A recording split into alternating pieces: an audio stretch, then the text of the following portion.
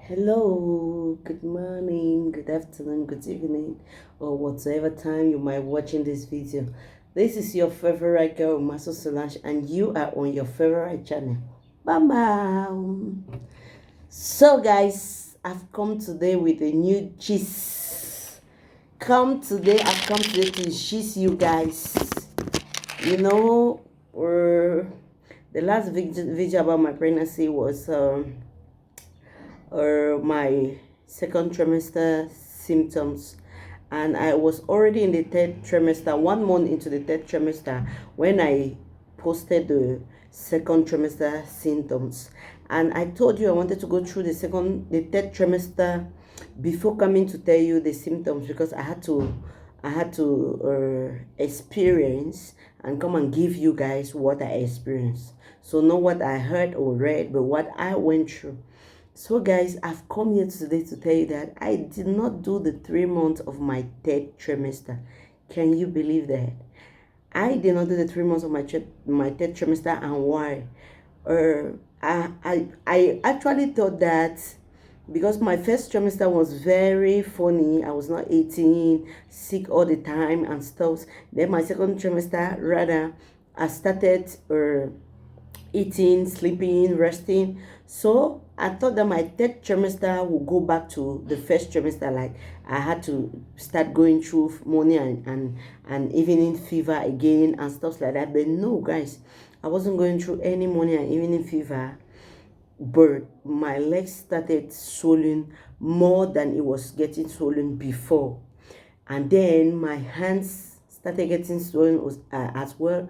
My face as well. And that called for attention. So I went to the clinic, and I had a BP of 180, which was too much.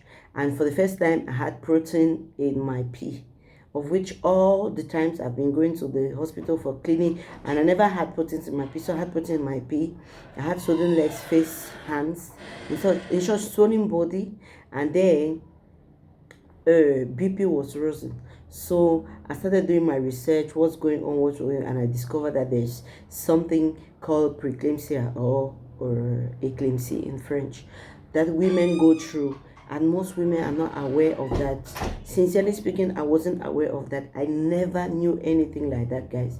So, but the way I felt at my 7 to 8 months of pregnancy, I wasn't breathing well. Sometimes I would breathe and purse. Then I felt like my baby was not growing anymore, because remember 4 months I had a décollement de placenta, something like that. I had my placenta got torn at 4 months.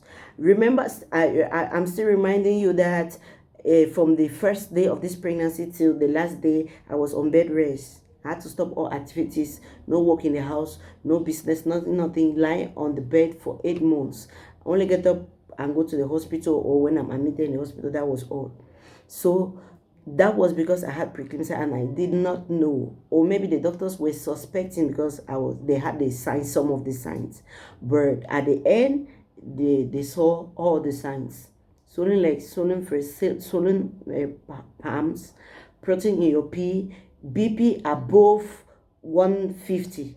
Because if you are 130 to 150, it's a little bit, but my BP was 180. I went to the hospital 160, went 170, 180. So I could not breathe. I would just sit and purse for like some 30 seconds. I would be like, and I'm like, am I choking or what? I would do like this.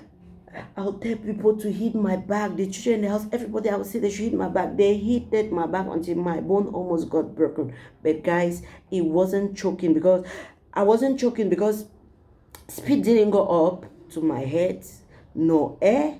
No, I don't know whether it's what kind of fluid that goes up to my head. That thing, I had it 3 times. The 4th time was on the 3rd of August.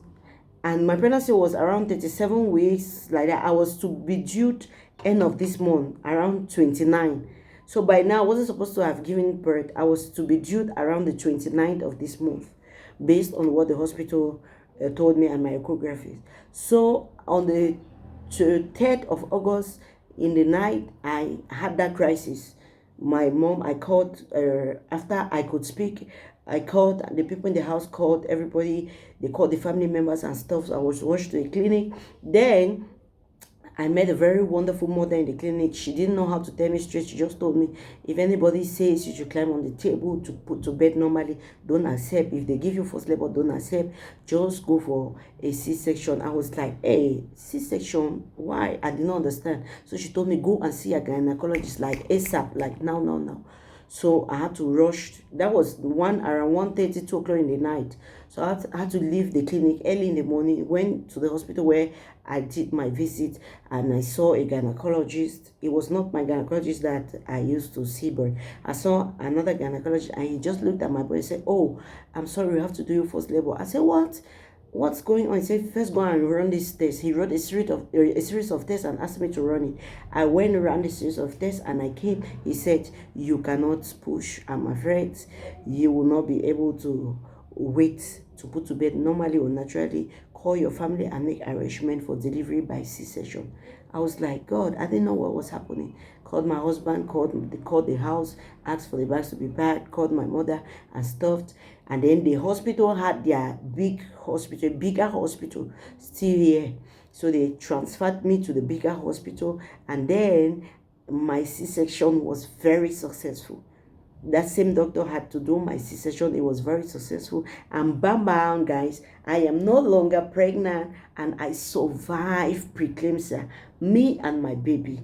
It's when I was out of the theater and I was fine, and the doctors and everybody was like, how did you get to 8 months? Women with crisis like this, the highest they can go is 6 to 7 months. 5, 6 to 7 months, you have to be operated and the baby has to be taken out. If not, there's a risk, a huge risk to lose your life and the life of the baby. And many people don't know about this. So I said, I am going to come and do a video to sensitize people about pregnancy. Sorry guys, I really want to talk quickly because I want the video to be short. And then I'm still struggling with my breath and my nostrils, my swollen face is going down, I'm still struggling with, I'm balancing up after, post-delivery. I'm trying to balance up, so I still struggle with my breath and how to talk.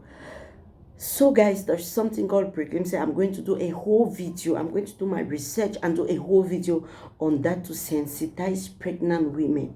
People or women know that there's an issue when you get pregnant and you have BP. That's all some women know. That's all I knew. Yeah, that's all some women know, that there's a risk to have high BP when you're pregnant, and it leads women to their early death or losing their life while trying to give life. So that's all they know. But I want to sensitize people so much about preeclampsia because it's God. It's God. If not for God, I would have been dead, gone, buried. Like seriously. How can somebody live with a BP of 180 with pregnancy? How can a pregnant woman purse her breathing like 4 different times in a month? It's not normal. My whole face was swollen. The baby was not growing. The baby was not growing anymore. But guys, you see my baby, you're going to love him. Very handsome baby boy. Now I'm going to be posting some small clips of my new life with a boy child, postpartum, a belly, body, and stuffs, So see you guys in my next video. Love you guys. Bye.